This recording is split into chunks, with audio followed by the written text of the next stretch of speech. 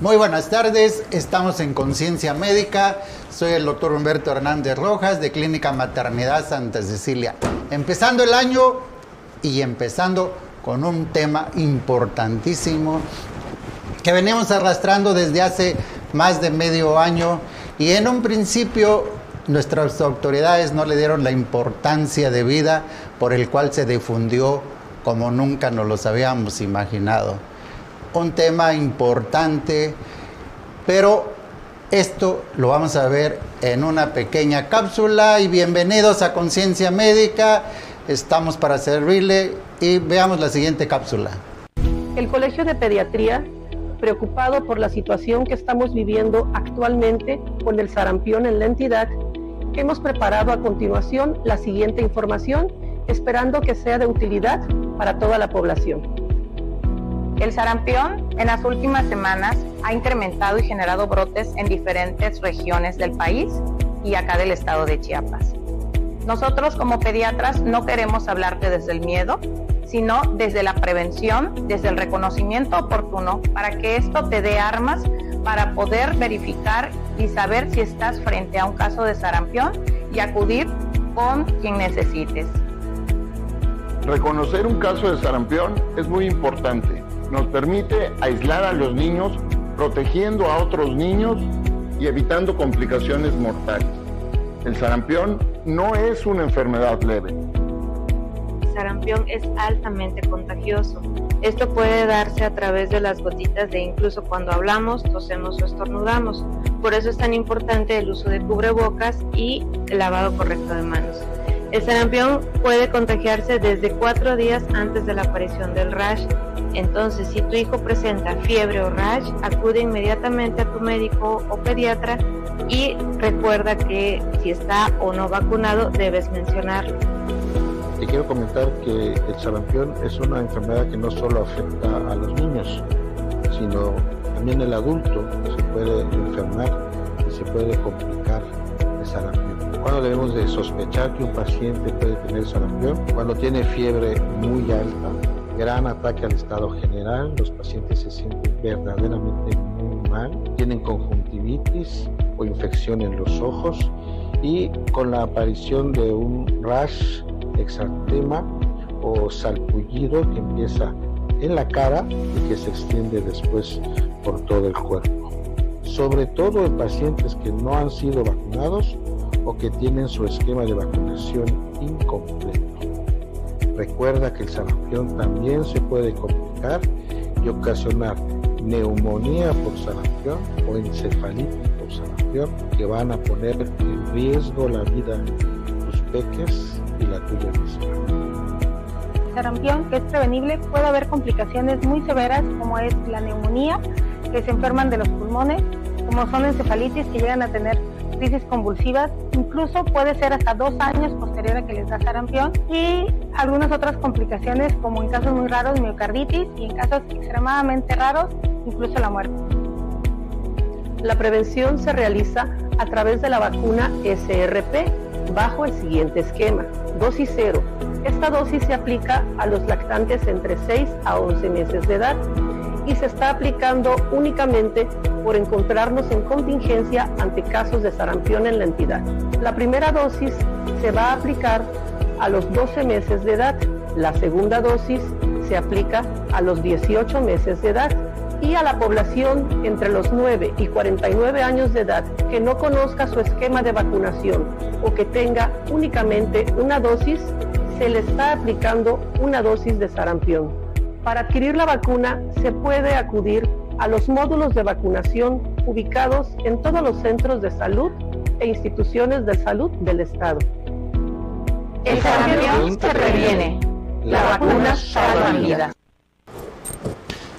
Como ya se vieron, cuenta con esta excelente cápsula de muy buena producción, en el cual participan todos los miembros o partes de la mesa directiva del Colegio de Pediatría, y nosotros anduvimos atrás de nuestra presidenta del colegio, en la cual es nuestra invitada, nuestra ponente, para dar el tema de manera sencilla para todos nosotros, porque ¿qué creen? También en esa misma época se presentó otro virus que se llama Coxsackie, y ese virus viene ocasionando también ciertas lesiones. Cuando las noticias difundieron la presencia del sarampión, también se presentó en los estados del norte de México este otro virus que afecta la boca, la mano y los pies de los niños menores de 4 años de edad, y todas las madres alarmadas empezaron a decir que sus niños tenían sarampión, por lo cual eso es importantísimo que ustedes escuchen perfectamente bien la diferencia entre los dos temas. Doctora, bienvenida a su programa Conciencia Médica y gracias por estar con nosotros. Y por culpa del Google Maps, por poquito no llegamos a tiempo. Por poquito y no llego, doctor. Muy buenas tardes, doctor Rojas. Muy buenas tardes a todo su auditorio.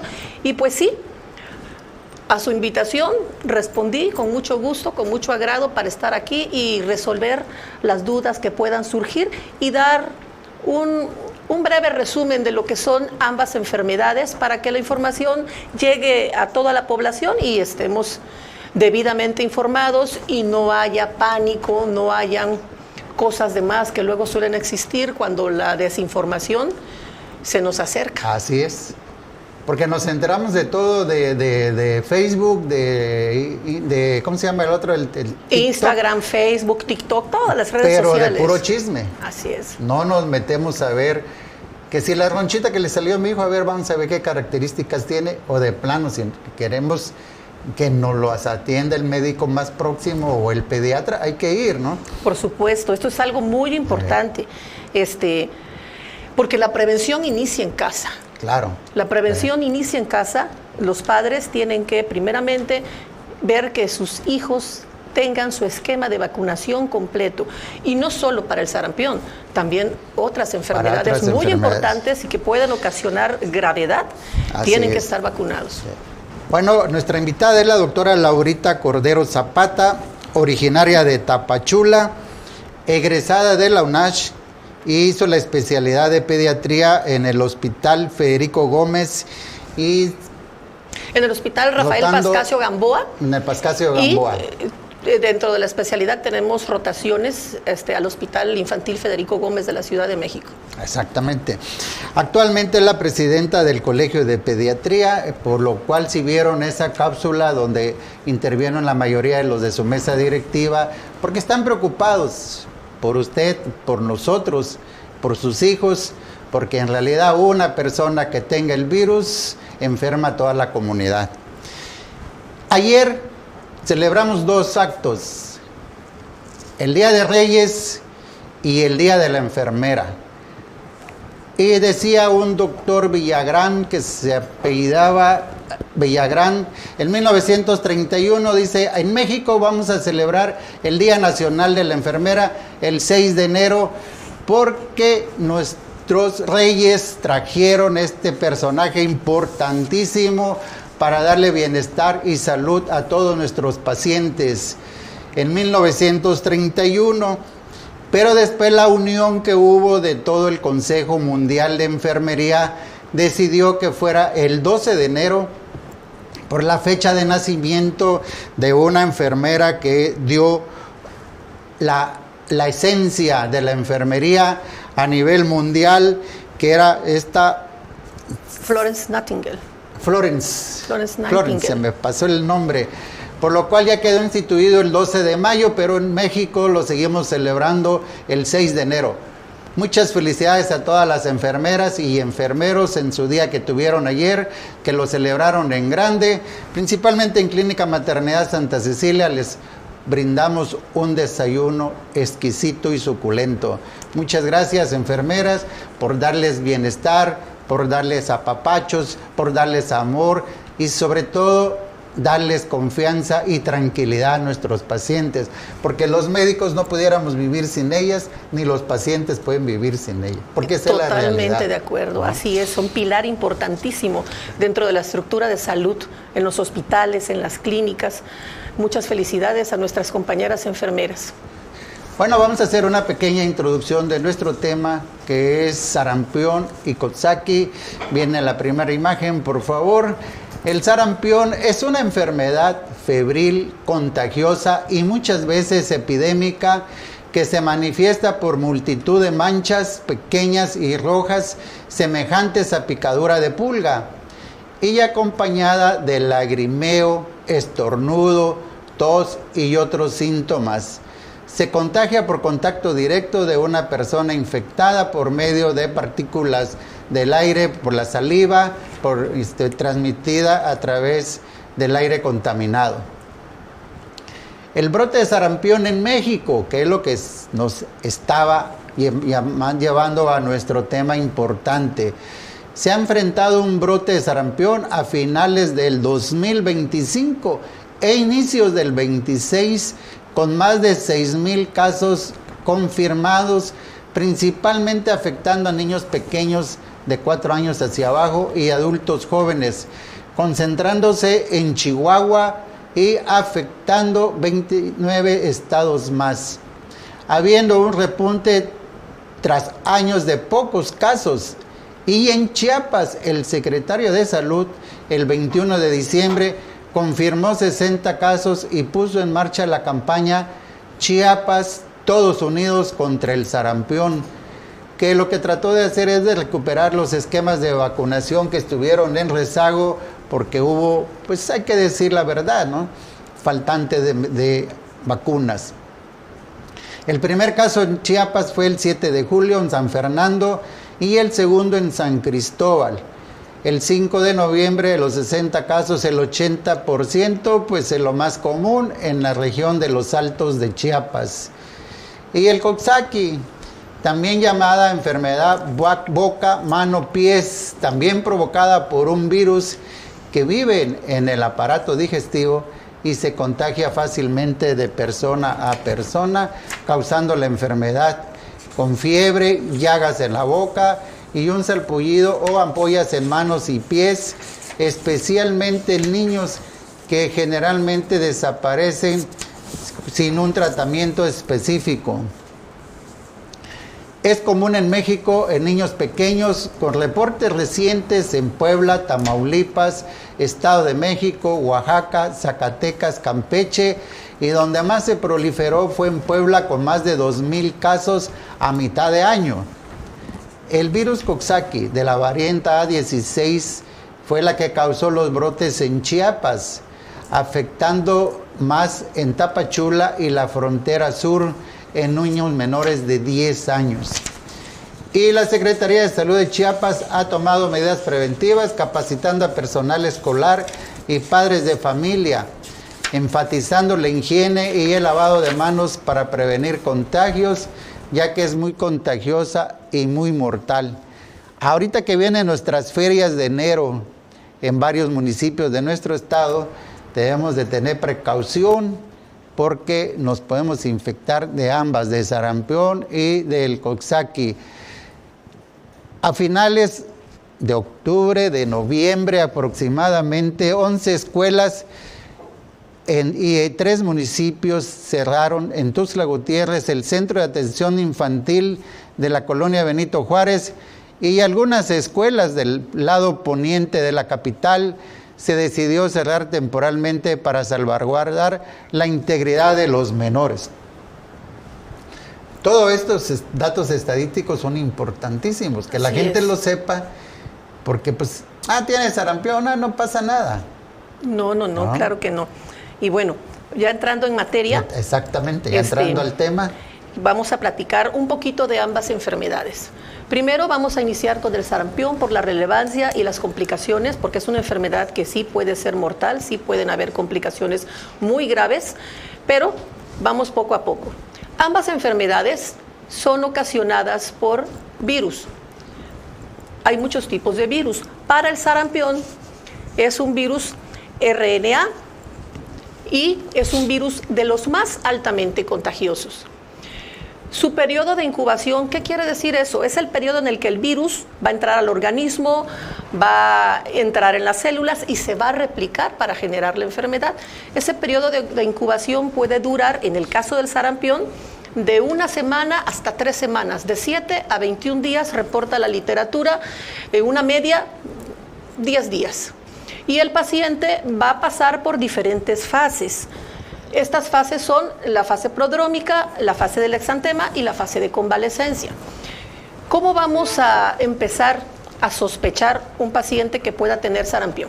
Es un pacientito que va a tener fiebre muy alta, ataque al estado general, no quiere comer, está muy irritable, está llorón, va a tener dolor de cabeza y la mamá lo va a llevar al médico. El médico, ahorita, sobre todo en este momento que estamos en una fase de brote con sarampión, siempre tenemos que preguntar por el esquema de vacunación. Siempre tenemos que preguntar. Más adelante vamos a abordar más a fondo el esquema de vacunación. Y tenemos que explorar ese paciente. Entonces, ¿qué vamos a encontrar en la fase prodrómica? Un pacientito febril, irritable, con los ojitos enrojecidos, lagrimeando, puede estar con un poquito de tos, con un poquito de escurrimiento nasal, y al explorarlo, en muchas ocasiones vamos a encontrar unas manchitas blanquecinas dentro de la cavidad oral. Estas manchitas se llaman manchas de Koplik. Entonces, tenemos que explorar a nuestro paciente. Y si encontramos esos datos dentro de la cavidad oral, ¿en dónde van a estar? Va a estar en la mucosa, atrás de las mejillas, en el paladar, en la parte posterior de la faringe, o sea, el fondo de la garganta, es donde se pueden observar. Entonces, esto nos va a orientar a que pueda estar hasta un caso de sarampión. Y como todas las enfermedades virales, pues el sarampión no tiene un tratamiento específico. ¿Qué tenemos que recomendarle a la mamá, a los padres en casa? Tenemos que recomendar que hidraten bien a ese paciente. Es básico que el niño esté bien hidratado, que tome suficientes líquidos, que le ofrezcan alimentos. No hay que forzarlos a comer, pero sí hay que ofrecer alimentos, frutas, verduras, su dieta normal que está acostumbrada. Es lo primero que les espanta a la mamá, ¿no? Que no quieren comer y que tiene la fiebre alta. Y llegan inmediatamente, póngale unas ampolletas para que sane lo más rápido que se pueda. Es la garganta, hay que darle antibiótico. No, claro que no. Bueno, entonces, hidratarlo bien, manejar la fiebre. Para el manejo de fiebre, pues todos conocemos qué medicamentos se pueden otorgar, pero lo mejor no es la automedicación. Siempre va a ser lo mejor acudir al médico, ya sea pediatra, ya sea el médico general, pero siempre bajo prescripción médica. ¿Qué más? A los 2-4 días de iniciada ese periodo febril, el paciente va a empezar con el exantema, que es muy característico en sarampión.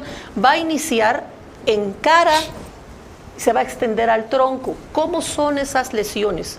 Son lesiones maculares, es decir, manchitas rojas en el cuerpo, en la carita, en el pecho, y se va a ir extendiendo a la periferia, hacia los brazos, a las piernitas, pero inicia en la zona central, cara y tronco.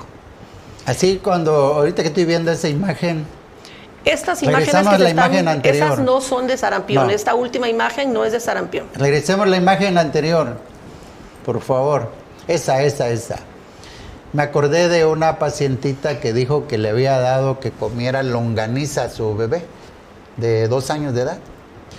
Y que se puso así. Me dijo, se intoxicó con la longaniza. Pero preguntándole un poquito más atrás, resultó que ya tenía principios del sarampión. Ok, ya había tenido su cuadro febril, prodrómico, ataque al estado general y todo eso, claro que sí. Eso es muy importante, es parte del diagnóstico diferencial. O sea, porque hay muchos exantemas que pueden ser parecidos, pero si hacemos un buen interrogatorio a la mamá, a los papás que llegan a consulta, vamos a tener los datos que nos va a hacer sospechar si es o no sarampión. Así es, o cualquier otra de las enfermedades exantemáticas, porque pues en la infancia muchas de esas enfermedades exantemáticas inician con un cuadro febril. Todo. Y ya con el pasar de los días vamos dilucidando hacia dónde se puede orientar, qué puede ser. No sé quién se preocupa más, la mamá o la abuelita que está duro y duro. Llévalo con el doctor, que le den antibióticos, si no yo voy a la farmacia de la esquina y ahorita me dan mi ampicilina para que tome. Ceftriaxona, doctor. No, ahorita está de moda la ceftriaxona. Sí. Un piquetito diario, 3 días y se solucionó el problema. No, claro que no. En pediatría somos enemigos de las inyecciones. si se puede dar tomado, siempre hay que privilegiar la vía oral. Pero bueno, ese es otro tema. Es otro punto. No nos salgamos del tema. Entonces, ¿qué se le recomienda a la mamá aparte de hidratarlo, del manejo de la fiebre en casa? Se recomienda, muy importante, no sacar a ese paciente. Hay que aislarlo. ¿Por qué? Porque el virus de sarampión es altamente contagioso. La bibliografía refiere que por cada caso de sarampión pueden haber de 10 a 20, 21 pacientes infectados. Entonces, ¿cómo se va a transmitir esta enfermedad? El sarampión se transmite a través de las gotitas de fluche que sacamos al hablar, al estornudar, al toser. Son microaerosoles de saliva en donde puede ir ese virus. Y la persona con la que estamos hablando las puede inhalar o bien quedan en superficies donde estuvimos, donde tosimos, estornudamos y más o menos el virus afuera de un organismo en las superficies puede durar unas 2 horas. Entonces tocamos esa superficie contaminada, luego nos rascamos la nariz o nos mordemos la uña y nosotros mismos introducimos el virus a nuestro cuerpo y empieza ese periodo de incubación para que se replique ese virus y produzca la enfermedad. Ya el niño tiene la infección. ¿En qué etapa infecta a los demás? ¿Cuando ya tiene el brote o antes del brote? Muy buena pregunta. Una persona con sarampión empieza a ser contagiosa desde 4 días antes del exantema y hasta 4 días después del exantema. Entonces, ¿qué quiere decir? Que desde que están en la fase prodrómica, desde que tienen fiebre, ataca el estado general, los ojitos rojos, que la rinorrea o escurrimiento nasal, ese paciente ya está contagioso. ¿Qué cosa es el exantema? ¿A qué le llamamos exantema? Un exantema son las manifestaciones que da en piel cualquier enfermedad. Es el rash, ese es el exantema. Y hay diferentes características, macular, maculopapular, etcétera. Pero un exantema es el rash, lo que presenta el paciente en piel, las alteraciones de piel. ¿Y da mucha comezón? Puede dar comezón, sí, claro que sí puede dar comezón, pero lo que más le aflige a la mamá no es la comezón, es la fiebre, al inicio de la fiebre. Es muy importante que el paciente esté vacunado. ¿Por qué? Porque una sola dosis de vacuna nos da protección de entre un 85-90% contra la enfermedad del sarampión y el esquema abarca 2 dosis, un refuerzo. Y esa segunda dosis nos da una protección de hasta un 97% de que no nos enfermemos de sarampión. Entonces es muy importante, es básico, estar vacunado. ¿Y cómo es el esquema de vacunación? Porque la prevención es la vacunación. La vacuna. El esquema de vacunación ha ido variando dependiendo en qué año. Entonces, actualmente, el esquema de vacunación está siendo el siguiente. Se está aplicando una dosis 0 a lactantitos entre 6 meses a 11 meses. Esa dosis no cuenta para el esquema nacional, es dosis, por eso se le llama dosis 0, para darle algo de protección a esos bebés en esa etapa. De 6 meses a 11 meses de edad se aplica la dosis 0. Ok. La primera dosis del sarampión se va a aplicar a los 12 meses o el año de edad. Y el refuerzo o segunda dosis idealmente se debe de administrar a los 18 meses o año y medio de edad. Oiga, doctora, fíjese que mi hijo solo tiene una dosis, ya tiene 4 años, ¿debo de empezar otra vez el esquema? No, con que le ponga el refuerzo, el que se debió poner al año y medio, con eso es más que suficiente. ¿Hasta qué tope de edad? ¿Hasta qué tope de edad? Bueno, los pacientitos porque menores... perdón que interrumpa, porque todo viene por campaña. Así es. Pero por X motivo yo vivo en la colonia Juan del Grijalva y allá no llegaron los vacunadores durante el... Perdón. Bueno, lo voy a decir. Durante el secretario de salud que hubo en el sexenio anterior porque no hubo vacunas. Todos los 6 años. Y mi bebé ya tiene 7 años. ¿Puedo venir a Tuxtla y hacer mi refuerzo? Por supuesto que sí. Es muy importante traer la cartilla de vacunación. Si no conoce la mamá el esquema de vacunación y ese paciente ya tiene más edad, ya tiene 7, 8, 9, 10 años, solo se le va a dar una dosis, porque ya no está en el rango de edad peligroso, que es donde más la población es más susceptible a complicaciones y a muerte, que es de 0 a 6 años de edad. Son los preescolares hacia donde está más dirigida la campaña de salud, la prevención en preescolares. Ese es un dato muy importante que puede causar la muerte, sobre todo aquellos papás que son antivacunas.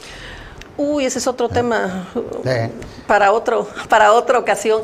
Sí, mire, la enfermedad de sarampión iniciaron estos brotes por muchas causas, no solamente por el desabasto de vacunas. O sea, acordémonos que cursamos con una pandemia en el 2020 en la que todos nadie nos lo esperábamos. Así es.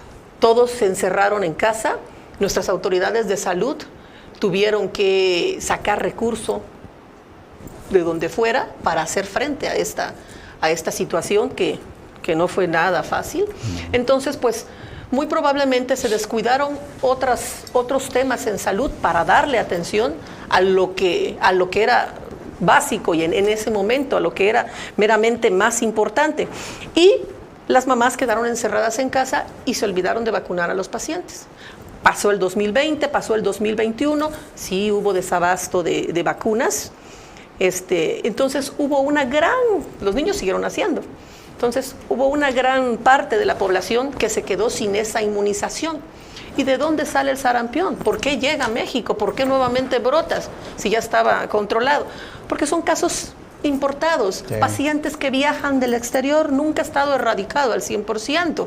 Entonces, pacientes que viajan de Centroamérica a la Ciudad de México o al interior de la República. Los inmigrantes, ¿no? Y traen la enfermedad y acordémonos, un paciente infectado infecta creo que en el 2022 o 2023 detectaron en el Aeropuerto Internacional de México, creo que eran unos finlandeses que traían el sarampión. Y así como esa enfermedad, hay muchas enfermedades que son importadas, entonces es la importancia de la vacunación. Ahorita, pues ya el pasado no lo podemos cambiar, ¿verdad? Quedó para la historia. Ahorita lo que tenemos que hacer es llevar a nuestros hijos a vacunar y los adultos también nos podemos vacunar. El adulto, los pacientes entre 9 años y 49 años de edad que no conozcan su esquema de vacunación, se pueden poner una dosis de la vacuna. Acordemos que nos da hasta un 90% de protección con una sola dosis de la vacuna. Entonces, pues se invita a la población en general también que se acerque a los módulos de vacunación de todas las unidades de salud y centros de salud que hay no solo en Tuxtla, en todo el estado. Y muy importante también que los papás en casa, si nuestro niño está iniciando con fiebre, tiene escurrimiento nasal, no lo llevemos a la escuela. Hagamos ese ejercicio de honestidad, de tratar de contener, aunque sea una gripe, aunque sea influenza, porque pues hay influenza, hay COVID y hay muchos otros virus respiratorios circulando. Cortemos la cadena de contagio, no llevando a nuestros niños a lugares donde hay aglomeración, llámese a las plazas, a las fiestas. Oye, se va a perder la fiesta de su primo. Pues ni modos, es mejor a que salgan contagiados todas esas criaturas. Y si fuera sarampión, imagínense que algunas de ellas no estén vacunadas, el grave riesgo de complicaciones que pero pueden... ¿cómo vas a creer que me pierda la feria de Chiapa de Corzo? Pues esto ya queda de cada padre de familia. ¿Qué otra manera qué podríamos hacer si no nos podemos perder la feria de Chiapa de Corzo? Estando la epidemia, estando la pandemia del, ¿qué se fue? El COVID. Del COVID. La feria de Chiapa de Corzo se llevó a cabo con más de 15,000 gentes el primer día que sacaron a pasear a San Sebastián. Y en el cierre de feria, que es el 23, la misa del Parachico y de la Chiapaneca, estamos hablando que en el puro centro del pueblo habían más de 20,000 gentes. La verdad desconozco si en el 2020 debió haber habido feria, sí, porque no había todavía reportes de COVID en el país. No, ya estaba. No, creo que fue en el 21 entonces. En el 21, sí. No sé si hubo feria, doctor. No, estuvo le mentiría. Buenísimo. No sé si hubo feria. Pero pues recordemos que también mucha gente dice, a mí no me va a pasar, esto es un invento, no pasa nada, son exageraciones. Y pues no pasa hasta que pasa. Un gordito dice, yo estoy bien nutrido, no me voy a enfermar. Nos vamos a un pequeño corte y ahorita regresamos. Hola, estamos de regreso. Soy la doctora Laurita Cordero, pediatra, y estamos hablando acerca de la enfermedad del sarampión y de la enfermedad de pie, mano, boca. Ambas enfermedades virales. Entonces, retomando un poquito más con el sarampión. Ya hablamos de cuánto es el periodo de incubación, de cómo es el cuadro prodrómico, cómo es la fase exantemática, y vamos a hablar de tratamiento. El tratamiento pues va a ir encauzado a dar medidas generales, medidas de sostén a ese paciente. Hay que hidratarlo bien, como ya comentamos, hay que manejar la fiebre. Hay medicamentos específicos para ellos y las mamás somos expertas, pero pues no se recomienda la automedicación. Siempre es importante acudir con el médico. Y la vitamina A tiene vital importancia en la enfermedad de sarampión. Se están dando dosis de vitamina A como tratamiento o como preventivo de complicaciones. ¿Para qué sirve la vitamina A? Pues la vitamina A en dosis altas, como se está otorgando o se está prescribiendo, es para mejorar los epitelios de vía respiratoria, de vía digestiva, y tratar de evitar con ello reforzar el sistema inmunológico, activar los linfocitos T y tratar de que no haya daño en el ojo. Que no haya, aparte del daño en el ojo, eso es importante, que no hayan complicaciones, porque las complicaciones no solo son daño, que pueden ser daño en el ojo, pueden ser encefalitis virales, pueden ser neumonías por el virus. Entonces eso puede llevarnos a la muerte si no se trata adecuadamente ya en un nivel hospitalario, en segundo nivel de atención. Entonces es importante acudir al médico, no autoprescribirnos. No voy a dar dosis de vitamina A, ¿cuánto tienen? No, hay que acudir al médico. Con su médico de confianza, él sabrá cómo orientarlos y qué hacer. Pero sí es importante estar alertas ante las medidas que tenemos que hacer ante un caso de complicación. Tenemos que ver que nuestro pacientito esté bien, que la fiebre haya remitido, que no haya datos de dificultad respiratoria, si es un bebé, que no haya mucha irritabilidad. Cuando ya va pasando el exantema, el niño tiene que regresar a ser normal. ¿No le hace que haya bajado medio kilo de peso? Pues no va a bajar medio kilo de peso, pero sí es importante hidratarlo, ofrecerle de comer. Siempre, no quiere comer, ese es un foco rojo para acudir nuevamente al médico, no esperar a que baje medio kilo de peso. Entonces, el niño no quiere comer, ya pasó la fiebre y está rechazando la comida, o no ha aparecido el exantema y no quiere comer ni tomar agua, hay que regresar nuevamente al médico, porque probablemente ese pacientito haya necesidad de hospitalizar. Entonces, ¿cómo decidir si se hospitaliza o no? Eso ya es a criterio del médico. Pero pues un papá tiene que estar atento a los datos que se puedan presentar, que nos estén orientando a pensar en complicaciones. Que no se vaya a complicar, ¿no? Entonces un paciente que de repente empieza a convulsionar, pues obviamente tenemos que regresar inmediatamente al médico y ese paciente se tendrá que hospitalizar para estudiarlo. Hay una pregunta ahí. Mi niño tiene menos de 4 años de edad, tiene una fiebre de 40 y empieza a convulsionar. ¿Qué hago en ese momento? Cuando un paciente, ese es otro tema, doctor, pero cuando se presentan crisis convulsivas febriles, lo primero es guardar la calma. Tratar de que nuestro paciente no esté cerca de algo que se vaya a caer de la cama por las convulsiones o que vaya a sufrir algún daño. No podemos ni agarrarlo, ni sostenerlo, ni nada. Simplemente ponerlo de lado, por si llega a presentar vómito, ponerlo de lado, no se vaya a ahogar con su vómito y esperar a que pase la crisis convulsiva y buscar atención médica. No ni sangolotearlo, ni meterle algo entre los dientes, lengua, porque ¿no? Pues no es correcto, vamos a quebrar un diente o peor aún, vamos a quedar sin dedo. Entonces sí, tenemos que esperar que la crisis convulsiva ceda y acudir inmediatamente a buscar atención médica. Ese tema lo vamos a llevar a cabo, sobre las crisis convulsivas por la fiebre alta, ¿no? Sí, se dan generalmente en pacientes menores de 5 años. Pero es otro tema, como usted bien dice. Pero lo vamos a dar. Seguro que sí, vamos doctor. A comprometer. Vamos a ver, parece que hay unas preguntas, dicen los de producción. A ver, doctora. Dice, se puede pensar lo que ahorita se llama Coxsackie ser viruela. Bueno, no hemos hablado todavía ampliamente de la enfermedad de pie, mano, boca, pero las lesiones de piel del Coxsackie o de la enfermedad de pie, mano, boca, porque pues la enfermedad de pie, mano, boca no solamente está dada por el virus Coxsackie. Como bien dijo el doctor en la introducción, son varios enterovirus. Dentro de ellos, los más importantes, el Coxsackie A16. También está otro enterovirus, que es el enterovirus 71, que puede provocar la enfermedad de pie, mano, boca.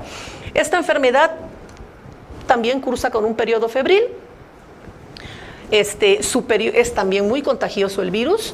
Su periodo de incubación es menor que en el sarampión, va entre 3 a 7 días y el paciente va a iniciar con fiebre, va a iniciar con las lesiones, las ampollitas. Es muy diferente las lesiones que presenta de enfermedad de pie, mano, boca con sarampión. Acordémonos, sarampión fue un exantema rojo, puntilleo rojo en el cuerpo que empieza en cara, se extiende a pecho, espalda, tronco y extremidades.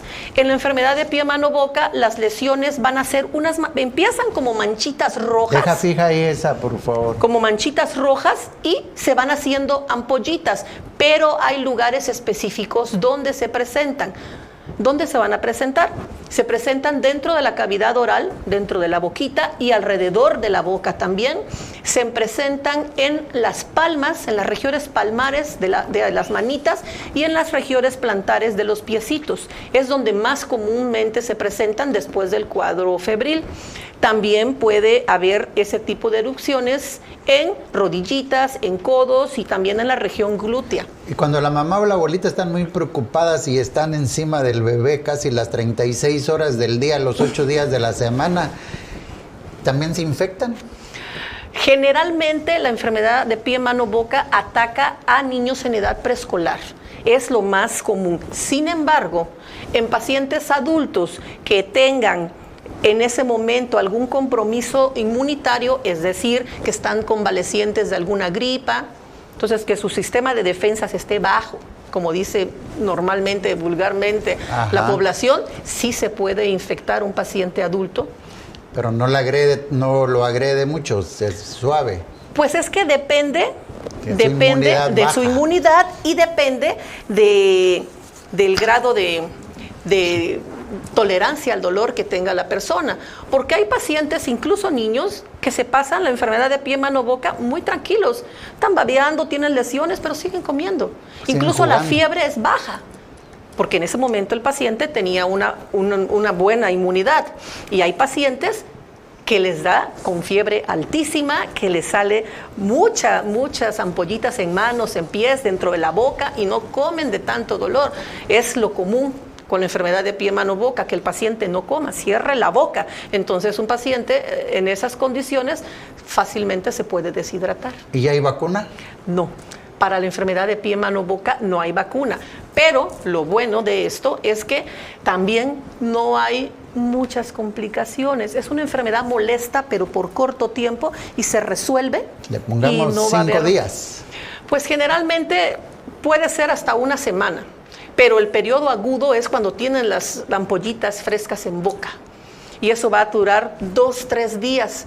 Que el niño no quiere comer bien, se le recomienda a la mamá hidratarlo nuevamente. Si es niño que está con seno materno, por ninguna circunstancia quitarle el seno materno. Acuérdese que la lactancia materna también, aparte de nutrir, da protección. Había otra pregunta ahí. No, pero la pregunta era entre la varicela. Eso no he llegado a la respuesta. No he llegado a la respuesta. Porque dice, ¿por qué si dicen que el Coxsackie le da a puros niños y se... ya está. Ya lo comentamos. ¿Qué diferencias con la varicela? Porque no terminamos de contestar la primera pregunta. Diferencias con la varicela. Las lesiones de varicela, es algo muy importante, es que no afectan las regiones palmares ni las regiones plantares, no afectan, siempre las plantas y las palmas están libres. El paciente inicia con esas lesiones en carita y tronco, las lesiones empiezan a ser rojita y con el pasar de las horas se pasan de una maculita, de una manchita roja a una ampollita. y son lesiones que están anilladas, que tienen como un anillito en su circunferencia, muy diferentes. Atacan cara, tronco, brazos, pero respetan a las manos, palmas y plantas. Entonces, es una diferencia muy importante. Pie, mano, boca, ataca palmas, plantas dentro de la boca, región glútea, y la varicela, aquí no. Sí, claro, pueden haber lesiones por varicela, eso es otra cosa, la gente le llama viruela. La viruela. La viruela está erradicada en México desde hace muchos años, gracias a Dios. 1971. Muchos años. Entonces, es varicela, es... La viruela. La viruela no existe, el nombre correcto sería varicela. Y sí, es otro virus, el virus de la varicela es el virus herpes, pero pues ya ese es otro tema. Yo creo que nos vamos a pasar todo este año hablando de enfermedades Usted me virales. invita y aquí estamos hablando de enfermedades virales en la infancia. Bueno, hagamos un pequeño resumen y si me hacen favor de poner su número de citas de la doctora y ahí está, hagamos un pequeño resumen porque ya están ya nos comió el tiempo. tiempo. Sí, desgraciadamente. Pues es que hay mucho de dónde cortar. Ya mencionamos cuáles son las medidas de prevención, no llevar a los niños cuando estén con fiebre o con escurrimiento nasal o con algún dato que están empezando con gripa, aislarlos en casa, hidratarlos muy bien y acudir al médico. Muy importante el esquema de vacunación, no solamente con la vacuna del sarampión, con todas las vacunas es importante que estemos al día. Entonces hay que acudir con nuestro pediatra, hay que acudir a los centros de salud en todo el estado y actualizar las cartillas de vacunación de nuestros niños. Y en relación a pie, mano, boca, pues hidratar bien al paciente, manejar fiebre. Hay otros medicamentos para quitar dolor dentro de boca, pero pues vuelvo a lo mismo, hay que acudir al médico, porque automedicarnos o hacer caso del remedio que nos dijo nuestra hermana, nuestra tía, porque le funcionó a su hijo, no quiere decir que al nuestro nos vaya a funcionar. Entonces la automedicación no se recomienda. No. Y un punto muy importante, que si ustedes saben o se dan cuenta que es un proceso viral, no lleguen pidiendo a la farmacia una ampolleta para que sane rápido. No lleguen a decir a la farmacia qué le puedo dar a mi bebé. Como dice la doctora, acudan con su médico de confianza, guarden tranquilidad, pero vigilen a ese niño. No dejen de ponerle su vacuna, que eso es importantísimo, porque parece mentira, y eso es cierto. Gracias a la Secretaría de Salud a nivel nacional del Estado, las vacunas siempre estarán vigentes. No nos cuestan ni un peso, porque si las compramos valen como baratas, como 400, 700 pesos una vacuna. Dependiendo la vacuna, dependiendo son los precios, ¿sí? es. ¿Sí? Bueno, doctora, creo que vamos a amarrar el tema de las crisis convulsivas por fiebres altas. Crisis convulsivas febriles. Exactamente. Claro que sí. Bueno, muchas gracias por estar con nosotros. Ya nos están corriendo los de producción porque la plática está muy amena. Gracias por estar con nosotros, muchas doctora, gracias, en Conciencia doctor. Médica. Muchas gracias a usted por la invitación y pues esperemos de que hayamos contribuido un poquito para el esclarecimiento de algunas dudas y de qué saber hacer y cómo manejarnos ante un caso probable de sarampión. Sí.